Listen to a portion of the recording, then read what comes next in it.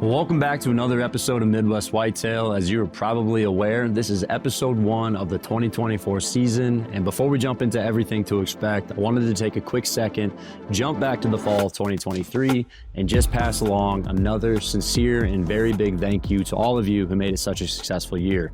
You know, we were very lucky to have a safe and successful hunting season, but none of that matters and none of it's possible without you guys taking the time to watch, engage, you know, our great partners, and then our awesome team extended across the country and the Midwest Whitetail regional staff. So before we moved on to 2024, just wanted to say thank you, and then that brings us here to current day. We're right in the middle of spring. It's Iowa Deer Classic week, so if you guys are thinking about attending or will be attending, please stop by, say hello. We're gonna have the Owen Loch Ness buck there. Caleb's bringing Vendetta, the buck that he was able to have that awesome 10-yard encounter with, and then he's also gonna be bringing along the deadheads of the OG buck and Lucky. So Mike's bringing along DK and Bella's buck Big Mac. Gavin's gonna bring his skull from the public land deer he was able to catch up with. So lots of big deer, lots of hunting stories to talk about. And we just wanted to invite you to come say hey. We'll have some good merchandise there and apparel, and we look forward to catching up with all you guys. It's the middle of spring, as I mentioned. Iowa has been very, very generous to us with our weather. You know, we did have that big 24-inch storm over 1 week back in January, but since then, we've been able to get a lot of projects done. For reference though, tomorrow we have a high of 63, and then by the end of the day, we'll have a low of 12. So keeping us on our toes is Mother Nature, but overwhelmingly, the weather has been super cooperative, above average temperatures, and it's allowed a lot of projects to get done. Next week, we're going to jump into a segment with Mike Reed, who's going to cover his frost seeding techniques. You know, he's going to talk about what he's planning, why he's planning it for monster buck, how it's going to benefit wildlife today, but also how it might factor into his plans come fall. And so that is kind of the overall theme of our off season, whether it's shed hunting, whether it's frost seeding, whether it's habitat improvement. All the plans for the fall begin now. So if you guys have things that you want to see covered, please drop them in the comments below. Otherwise, let's jump into this week's show. It's gonna be mainly focused around the River Farm shed hunt. We do an annual walk there each season, and this year was no different, super productive. We're able to find some awesome antlers to the deer that Mike was able to hunt during the fall. And one of my main takeaways following that River Farm shed hunt is that it's by no mistake that we're recovering antlers to bucks that Mike has been hunting or encountering the entire season. You know, you have your traditional shed hunt do and don'ts, you know, avoid sunny days. All those shadows being cast can make it difficult. You have to look a lot closer on those days. Try to key in on cloudy days that maybe it's post-rain and everything's a little bit duller and flatter. You know, we were very lucky this year having all that really heavy snow. If you're in areas where there's grasses, those are laid down right now. So finding old antlers has been very productive. Keying in on food sources, keying in on your south-facing slopes, keying in on bedding that's very close to those food sources, or even just waterways near them. You know, any place that a buck's gonna be doing some sort of action that's going to allow those antlers to pop off, you know, getting up and out of his bed, river crossings, fence crossings, etc. But the reality is you can't find antlers if they're not there. So that moves us to what I'm talking about with Mike. You know, it's if you look across the board, the guys that are finding antlers to bucks that they have hunted all year, there's one common theme. Off-season preparation, all-year preparation for that matter, as far as wildlife land management is at the top of their focus. Mike's farm offers cover at all times of the year. He's very intentional with the food sources that he offers all times of the year, whether that's, you know, planted, whether that's native browse. And so I'm very excited to take you guys on our walk. It was a ton of fun getting to catch up with the crew. But before we get there, we're gonna jump into some of the sights and sounds of the River Farm from this past fall. Maybe some of you guys saw them when you're following along, or maybe you're new here. Either way, some great vocalizations, great encounters. Mike and Rye always seem to be at the right place at the right time. Following that, we will jump into the actual River Farm shed hunt, look at the antlers that we recovered, and then finally, we're gonna join up with Dillon, Buline, and Mike Reed, who are gonna talk about some of the benefits of supplemental feeding, some of the big mistakes that you might make, even if you're not running feeders on a high scale, and just some overall tips and tricks during this time of the year. So, off season's kicking off now. Thank you so much again for joining us. Hope you enjoy the show.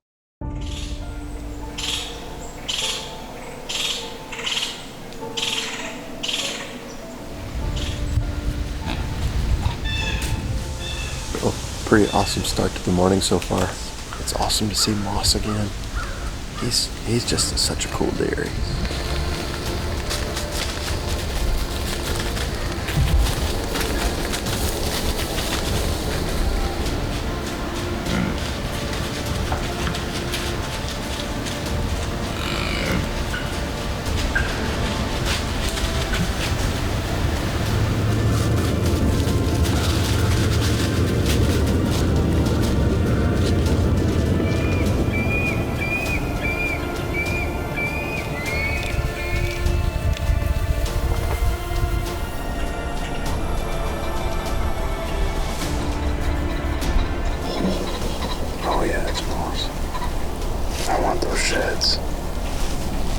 see the gun.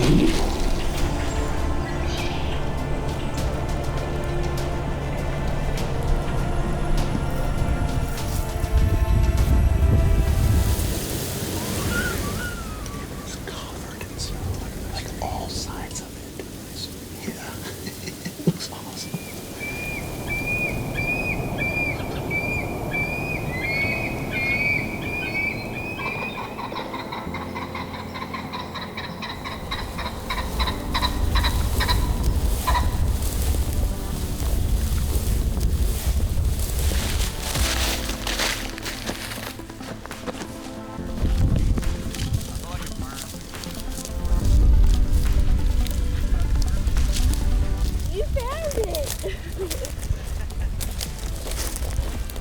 First one of the day. Let's go. In the bean plot. It's your first one of the season. It is.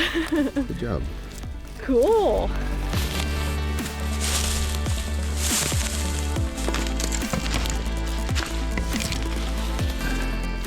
That's from this year. Good little 1-year-old. Count it.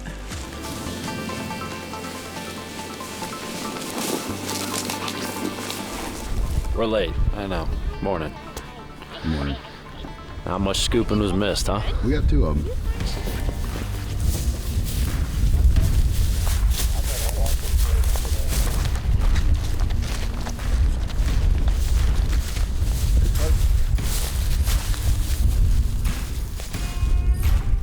We just walked past this too. I did run one over. You got a little acorn on them too. Yeah. Oh man, A little hammer. Oh, that's the find of the day there. Little acorn point on it. dude, that's crazy. Yeah. Another one. No brow. Oh yeah. So we'll start. Left side of the line will be at this tree line. The rest of us can fan out across the food plot there, and we'll just walk through the park. See how she goes. Well, hey guys, it's Sunday, February 18th, and we are doing our annual River Farm walk for sheds. Most of the good bucks have dropped. I've been running feeders and alfalfa bales out here, and had a fairly good survey over the last 3 weeks. We got a handful of bucks still carrying, but they're all younger deer. Excited to get in and hopefully find some. I was actually coming in here a couple days ago to replace alfalfa bales and picked up one of Moss's sides. Just got down to the River Farm. Come put some more alfalfa bales out. Top off the feeder. I'm just driving down the lane. And Moss's Antlers sitting in the road.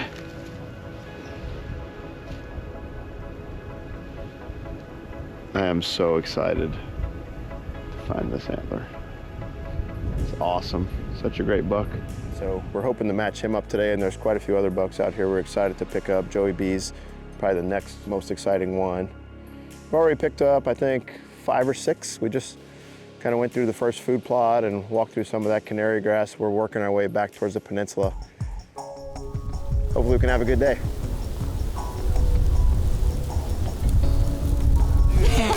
Another one. Are they matching? Are they? No. They look like too bad. Would that have been cool?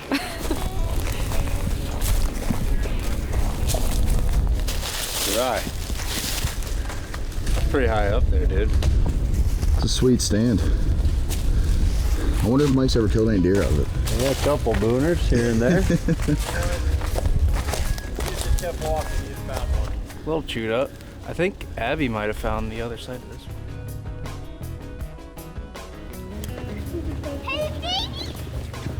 You guys ready? Yeah. That is so cool. What's up? Hi. I know, look at that little thing. It's a baby guy. Yeah, look at that. It's tiny. That's the one back there. It can be like clear. Most of it.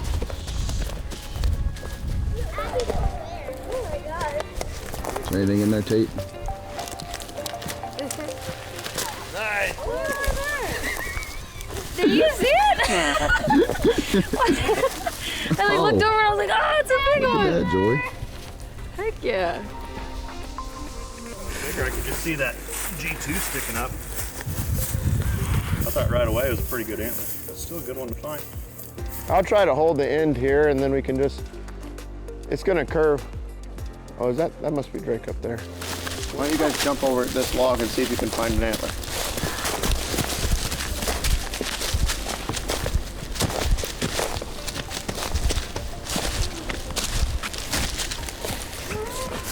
Whiff on the first one.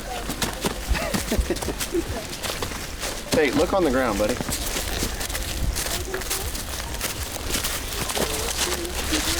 Well, I see a old bottle. Are all of you gonna walk right by it? Hi, I saw it. All right, 3 of you walked right by it. I would have seen it. Yeah.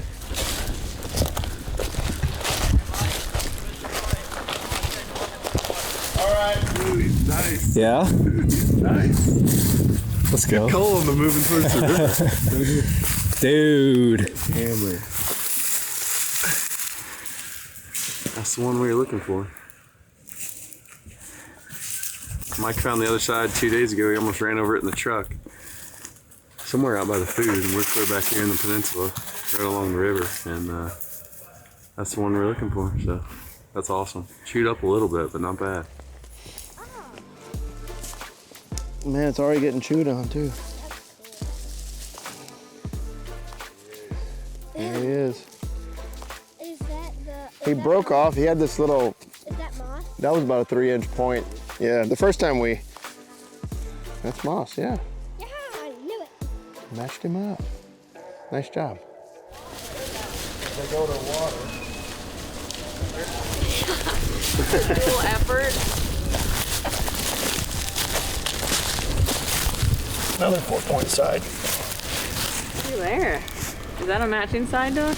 Wait, Do we got any matchies? I don't think. Is this? Maybe, maybe.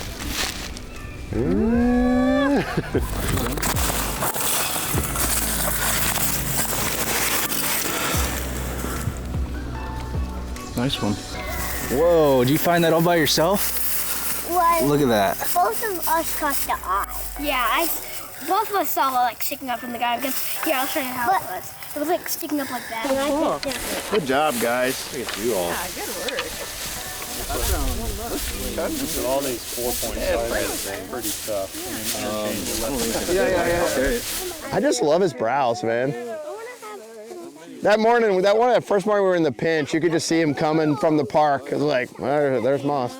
I think we had 7 encounters with him this year, 6 or 7. Was it really that many? Yeah. There's an area up there. Yep. Hey, thanks, Drake. Yep. All for you, Rye. Help the cause.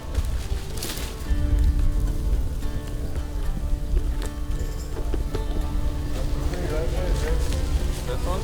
Yep.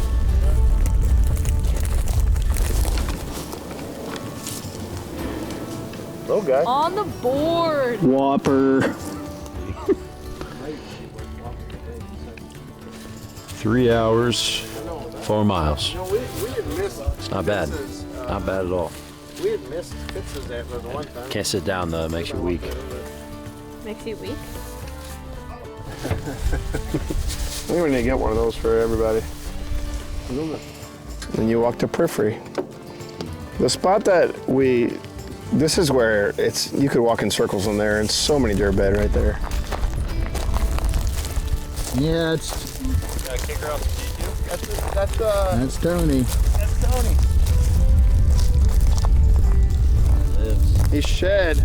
I think he was the shed buck we probably saw, huh? Probably. What happened there? Just in here hard at battle looking for sheds, and sometimes the 14s kick up some sticks and you take one to the side of the face there. I guess I'm bleeding. I have to have Gav haul me back to the truck here. But I guess it's worth it because, we found the one side of moss, but I don't know. What do you think? Am I gonna need stitches? I don't know. It's gonna be close. Better head to the. Split open out here. I wonder if Mike has workers' comp.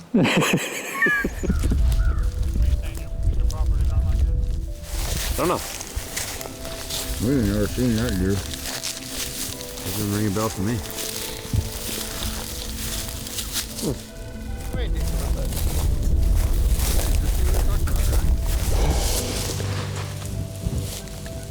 Yes, sir. It's got an interesting little knuckle. It's a nice brow.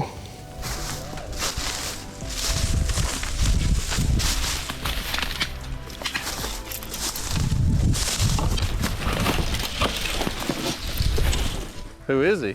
Oh, both of them. Check it out. Is this the 10, Mike? Both sides.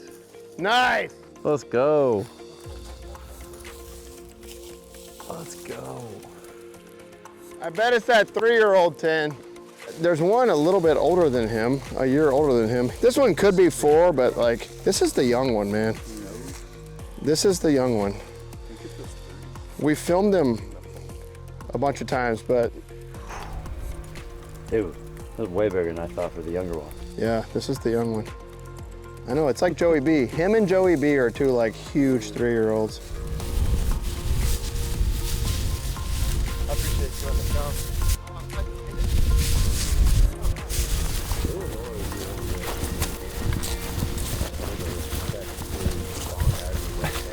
Which one's the wettest? Yeah, this mango's pretty wet. I'll go with mango then. Yeah. Big mango guy. Well, that's a wrap for the day. Just a little over 10 miles and 34 sheds. Pretty nice walk. Still quite a few antlers to find. Tough conditions today, it's real sunny. But we had a good group of people. We used Onyx Tracker and just walked close. And I feel like we covered the areas we covered pretty well, but there's definitely some spots to find and some of the bigger antlers we're still hoping to pick up. Highlights, we're able to match up moss. I had found that left side in the road the other day and we picked up his drop tine side today, and then this big 3-year-old that's on the south end of the farm. He shed just 4 or 5 days ago, and these 2 antlers were just in his bed. So pretty pumped to find that one. All in all, it's a really good day. I think that puts me I had 20 or so on the home farm. I feel like that one's covered pretty well. And you know, we'll keep walking, covering places. I think that's 60, 70 antlers or so far this shed season, and it's February. There's still 6 or 7 bucks carrying both sides out here. So we'll stick after them, and then we're gonna get into the off-season projects. The weather's been favorable to start burning. Got a bunch of areas to burn. That should turn up a few more antlers out here too. All the guys are getting excited to get out on their farms and start walking. Owen's always good for picking up a bunch of antlers, and everybody else has some good spots to look. So we're excited to see what else will turn out. We've got Deer Classic coming up in just a few weeks. We're gonna be bringing a lot of the mounts from this year and some of these better sheds out there. So anybody that comes stop by can take a look at these in person. As always, we appreciate you guys joining us. See you back next week.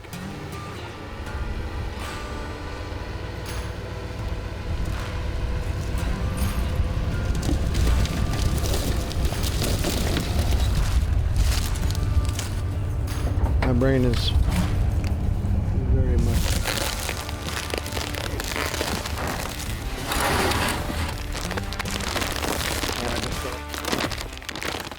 Welcome back to the start of our off-season series here at Midwest Whitetail. It has been a beautiful February so far, and the start of shed season really for us. We're out here at the home farm, and we've been walking a few times so far and picked up some antlers, but really it's just getting going here.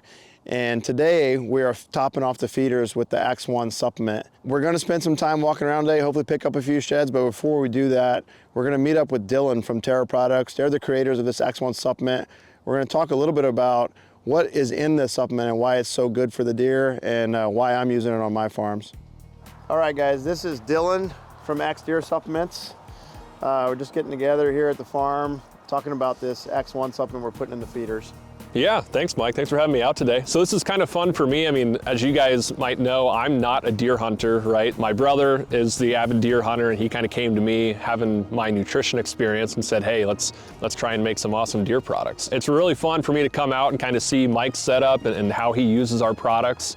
So I realize not everyone has big farms and runs feed programs all summer, but whether you're just putting a bag out in your backyard or running cameras over it, or you're running a feed program, this product works.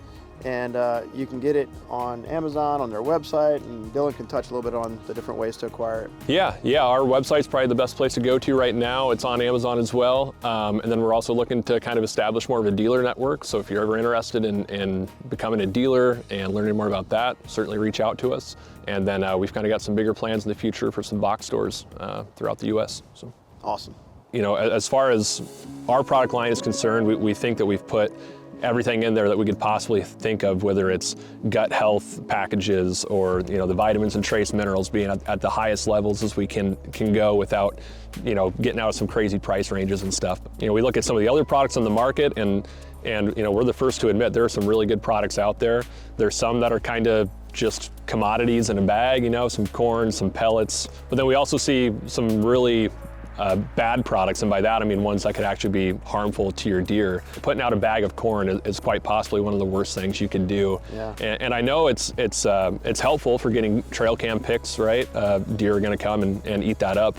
Just probably in the last, I'd say 5 years, started really learning about deer gut and how it works and why corn is so bad. As I'm obviously medical and have a science background, and you know, like everybody else, I started out just, you go buy the bag of corn, you know, and you put corn out and deer seem to like it. And you think, a lot of people I think have the misconception that they're helping their deer get through the winter when there's no browse. We try and relay that all the time, is reminding people that deer are ruminant animals, right? So it's a pretty complex gut. It's a lot different from a monogastric stomach like we have. It's got these 4 different chambers to it, and it's really designed to be digesting grasses and woody stuff, right? Because the deer can go out and consume those things, and then it goes through this pretty intricate process of breaking those things down. You know, they'll regurgitate it, chew their cud, and then digest it again. Corn is an important element. You know, it helps them with carbohydrates and starches, things like that they need to kind of keep some body weight on. But the issue is when you're getting high loads of corn into a rumen, it throws that pH in the rumen completely out of whack. On the milder side, you'll see like loose stools, you know, they're kind of squirting out the back end. They can just get really lethargic. But then in the extreme cases, it'll actually cause death through acidosis. As I started to learn about this, I started to think about, well, I'm trying to, you know, manage my herd and keep a healthy herd. And that's when I really, some years ago, started switching away from just filling a feeder with corn or putting corn out as to what's going to be best for the deer herd. And when you really boil down, you know, to what's good, you're not just talking about growing the biggest racks. You know, we're talking about how do we keep a healthy doe, fawn recruitment, they're breastfeeding, you know, and you want the healthy bucks. You know, they go through a lot in the rut. We have pretty hard winters here sometimes, and you know, if a deer is playing a lot of catch up throughout the spring, late winter, spring, then their antlers are gonna suffer. You know, we talked a little bit about it in the fall last year. EHD hit Iowa pretty hard. I had neighbors down at the river bottom farm that were finding 70 to 100 deer dead. What I noticed is the deer, after they moved to their fall ranges, and it was late September going to October, and we were getting pictures of bucks, I didn't lose any of the bucks that I was getting pictures of. They all stayed around. And I was nervous, like about DK and Moss and some of these bucks that we had put a lot of years into already. And so talking with the neighbors and the proximity of some of the people who lost tons of deer, the one thing that we were all doing different, or that I was doing different, was I ran your supplement all summer. And so I like to think that even though it's a viral infection, I'm not treating the virus at that moment of infection. What I like to think is as healthy as possible, so that hopefully, just like if you or I got sick, I can weather that storm a little bit better. And so that's a big advantage. You know, it's a big topic of discussion in the deer world. EHD seems to be hitting us every few years, and you know, with deer management and trying to keep these deer alive year after year, they're up against a lot. That supplemental feeding seems to help make a big difference. Yeah, you bet. Well, no, and we appreciate that feedback too. I mean, there's some fly-by-night feed companies out there that put some pretty bold claims on EHD, right? Where it's like, oh, we have this very special ingredient, but you boil it down and it's just an essential oil or something, right? And you'll never find us trying to make some crazy claims that like our feed is going to stop EHD, because it won't. But to your very point, keeping those animals as healthy as possible year-round to help them combat a disease when they do get it. You also hit on another good point, Mike, that we think about a lot when you're talking about does, because that doe is developing the next buck crop. That's right. And a really good nutritionist that we worked with in the past always pointed this out, is you got to think about that doe's perspective. How many animals is that a doe supplying nutrition for, right? And most people say, oh, well, she's eating for herself, or okay, fine, she's got one nursing on her. But typically it's 3 animals. Yes, so she's feeding for herself, she's trying to find food to keep herself in good body condition. She's feeding a fawn that's nursing, and then she's also feeding, you know, that new crop that's inside of her, right? So she's feeding an unborn fawn. Yeah. So it's pretty crazy to think, like, And a lot of times you're pulling down, yeah. Twins on the ground, yeah. twins in the, so it's a lot. Exactly, so there's a lot of nutritional requirements. You know, when we look into things like the vitamins and the trace minerals, that's really, and it's kind of getting a little bit advanced here, but like true fetal programming and actually developing that next animal. It's been great. I'm excited to see. I think it'll truly come to fruition over the years after running it for a few years and getting deer conditioned to it, and year over year see the health. Thanks again for having us out here, and it'll be fun to keep taking a look around. So. Yeah, we're gonna go walk and hopefully pick up a few shed antlers.